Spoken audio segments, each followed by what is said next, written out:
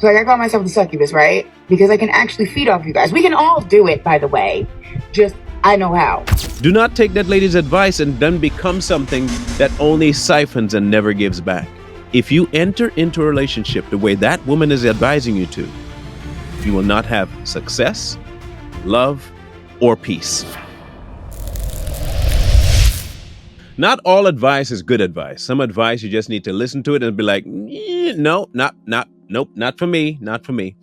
We have one such instance, and when you hear this, I don't know how you're going to take it, but I'm going to break it down in a way I hope that you'll understand what we hope you take it like, okay? Now, guys, this message is specifically, and I do mean specifically, for the women. And women, please, I beg you for just for this instance, if it's possible for some of you to listen to what she says, to not invoke your emotional state to become too upset, and then to apply it to what I'm going to say. I don't want you doing that. So I want you to just kind of logically listen to what I'm going to say based on what you see. And let's have a discussion, okay? Because I'm not trying to attack. I'm just trying to bring some stuff to your attention as to what possibly could be coming your way, okay? So listen to what she says, and then we'll come back and discuss it. So I call myself the Succubus, right? Because I can actually feed off you guys. We can all do it, by the way. Just, I know how. Anybody can do it. And the hardest people, who often end up the best ones to feed off of, energetic-wise, are the good, strong men. They also have the best quality semen. They're good, strong. It's something in the spirit and everything. Why are you so good? Let me break you so you end up like me. But then also, it was like an annoyance, kind of like, God, why won't you just do what I want you to do? Because they were too smart to do what I wanted them to do. So we have a woman admitting that she uses, I don't know exactly how to phrase this without sounding sexist, her merchandise to facilitate the procurement of men's attraction and their servitude. Let's put it like that. And she knows exactly how to siphon energy from a man, especially the good ones. Putting all that crazy spiritualistic stuff aside, I want to discuss something about the mentality that she's having right now. That somehow women feel they need to have control over a man in order to get a happy life. I want you to be very clear about something. Your attempt to control a man will result in you losing a man. I just want you to be completely clear about this. And I'm not talking about a boy. I'm not talking about a weak-minded individual. I'm talking about a man. When you try to insert yourself as the dominant one over a man, you will lose him. That is not the method, nor the way to get one. It is the wrong option for you to take. But let me speak to you on a different level. People like that woman has the ear of the next generation of women if the ones prior don't speak to them. This is the new going thing, is to be this kind of a leech, energy leech, love leech, attention leech. Either way, you are sucking the life out of people, and you are thinking that this is your version of not just love, but self-love. In reality, it's actually self-destruction. You're actually harming yourself more than you're helping. This has become the new norm, that because you have women that don't really want to be wives. They want to be trophies. They want to be polished. They want to be set up on a pedestal, and they want to be put in a glass case. They want to be handled with care, but they offer nothing spiritually, emotionally, nurturingly, nothing. They have nothing except that they look good in a case. But they come with this mindset that they possess everything that a man could possibly want.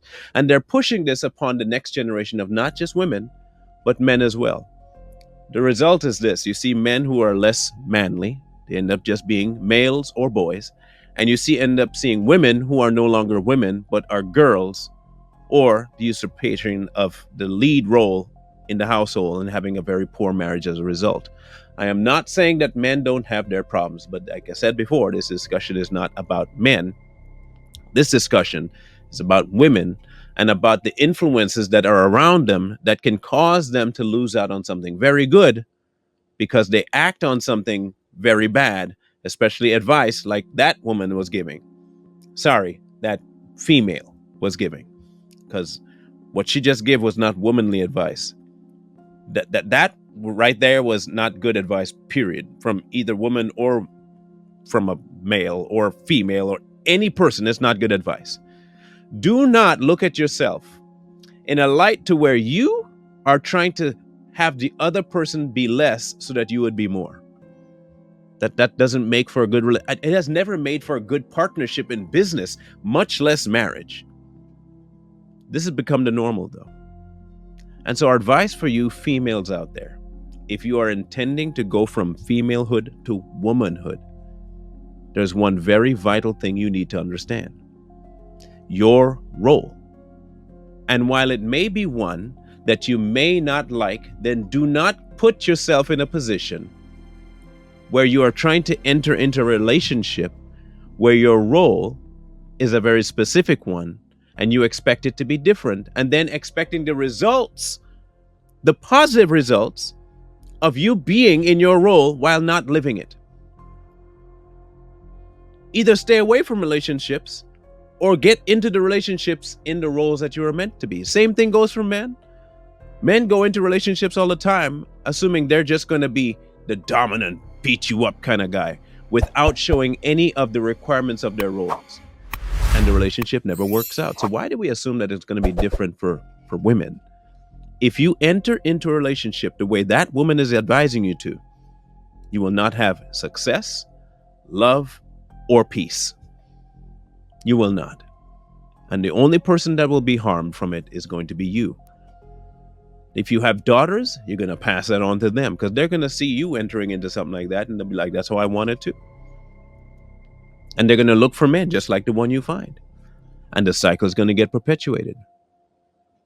But if your goal is a happy, healthy relationship, I advise you do one major thing.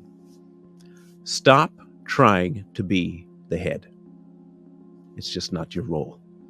But what your role is so stinking vital that the household as a whole cannot function rightly if you don't do it.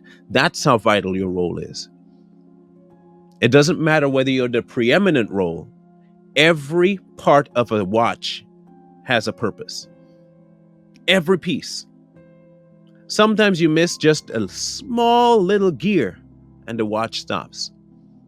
People may not even see that the little piece of that gear is gone. They may not even see, they may not even know what the name of it is.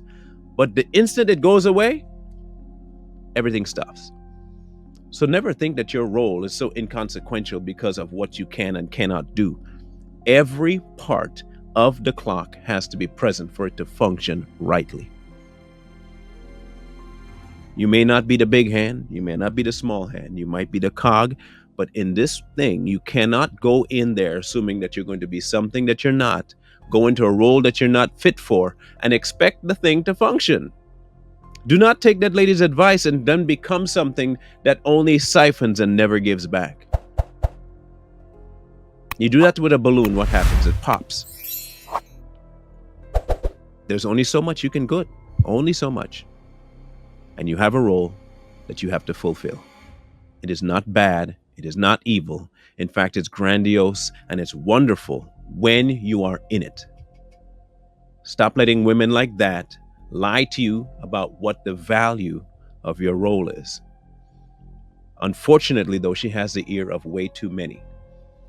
And if you're one of those women that are against that, your voice has to be louder than hers in all of the ears that matter. So your charge today is to be exactly what you are called to be, a helpmeet.